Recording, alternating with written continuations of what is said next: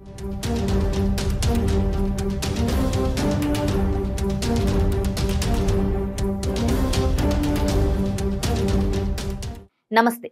పుట్టపర్తి ఓ ప్రముఖ ఆధ్యాత్మిక కేంద్రం. పునర్విభజనలో భాగంగా 2009లో ఇది నియోజకవర్గంగా ఏర్పడింది. రద్దయిన గోరంట్ల స్థానంలోని 6 మండలాలతో ఏర్పడింది పుట్టపర్తి నియోజకవర్గం. అనంతరం జిల్లాలో గతంలో ఉన్న గోరంట్ల, నల్లమాడ నియోజకవర్గాలు 2009లో రద్దయ్యాయి. పుట్టపర్తి నియోజకవర్గంలో పుట్టపర్తి, నల్లమాడ, బుక్కపట్నం, కొత్త చెరువు, ఓబులదేవుని చెరువు, ఆమడుగూడు మండలాలు ఉన్నాయి. సత్యసాయి జిల్లాకు ఇది హెడ్ క్వార్టర్.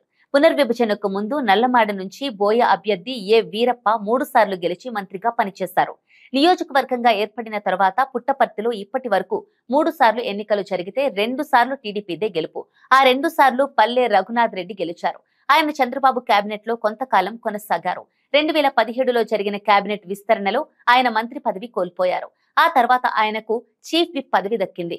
విద్యావేత్తగా ఉన్న గుర్తింపు, నల్లమాడలో ఓసారి గెలిచిన అనుభవం కలిసి ఈ నియోజకవర్గం టీడీపీకి సానుకూలంగా మారింది.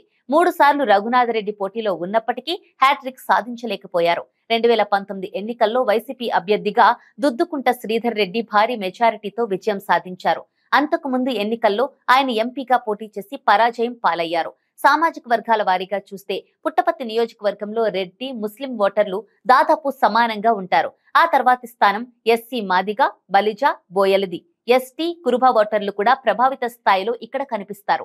గెలిచే పార్టీ ఏదైనా ఈ నియోజకవర్గంలో రాజకీయంగా చక్రం తిప్పేది మాత్రం రెడ్డి కులస్తులే.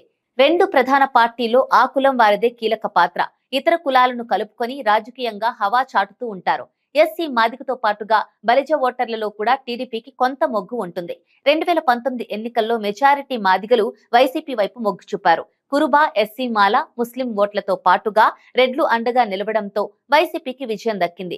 ఈ నియోజకవర్గంలో ఇతర పార్టీలకు పెద్దగా అవకాశం లేదు. జనసేన 2019 ఎన్నికల్లో బలిజ అభ్యర్థిని పోటీలో దింపింది. ఆ పార్టీ కేవలం 1.3% ఓట్లకు పరిమితమైంది. 2009 ఎన్నికల్లో పుట్టపర్తిలో ప్రజారాజ్యం పార్టీ బలిజలకు అవకాశం ఇచ్చింది. 9.3% వరకు ఓట్లు సాధించింది. ఆ ఎన్నికల్లో బలిజ ఓట్ల చీలిక టీడీపీ గట్టెక్కేందుకు కారణమైంది. పుట్టపర్తి సిట్టింగ్ ఎమ్మెల్యేగా శ్రీధర్ రెడ్డి ఉన్నారు. జిల్లా ఏర్పాటు తనకు రాజకీయంగా లాభం చేస్తుందనే ధీమాతో కనిపిస్తున్నారు. నియోజకవర్గ జనాలకు అందుబాటులో ఉండరని, రియల్ ఎస్టేట్ వ్యాపారాల్లో తలదూరుస్తారనే ఆరోపణలు ఆయనపై ఉన్నాయి. వీటికి తోడు పార్టీలు అంతర్గత కుమ్ములాటలు శ్రీధర్ రెడ్డికి మైనస్ గా మారడం ఖాయంగా కనిపిస్తోంది. శ్రీధర్ రెడ్డికి టికెట్ ఇస్తే సహకరించేది లేదని మాజీ ఎమ్మెల్యే పాముతుర్తి వీరేంద్ర రెడ్డి తనయుడు ఇంద్రజిత్ రెడ్డి బహిరంగంగానే చెబుతున్నారు. గతంలో పుట్టపర్తి సమన్వయకర్తగా వ్యవహరించిన కొత్తకోట సోమశేఖర్ రెడ్డి వర్గం కూడా శ్రీధర్ రెడ్డి మీద గుర్రుగా ఉంది. ఈ 3 వర్గాలు వారికి వారు టికెట్ ప్రయత్నాలు మొదలుపెట్టినట్లు చర్చ జరుగుతోంది. టీడీపీలోనూ ఇలాంటి సీనే ఉంది. మాజీ మంత్రి పల్లె రఘునాథ్ రెడ్డిని సొంత పార్టీలో కీచులాటలు ఇబ్బంది పెడుతున్నాయి. పల్లెకు టికెట్ ఇవ్వొద్దని సీనియర్ నేతలు అధిష్టానానికి సూచిస్తున్నారు. For more interesting updates, do like, share and subscribe to Volga News.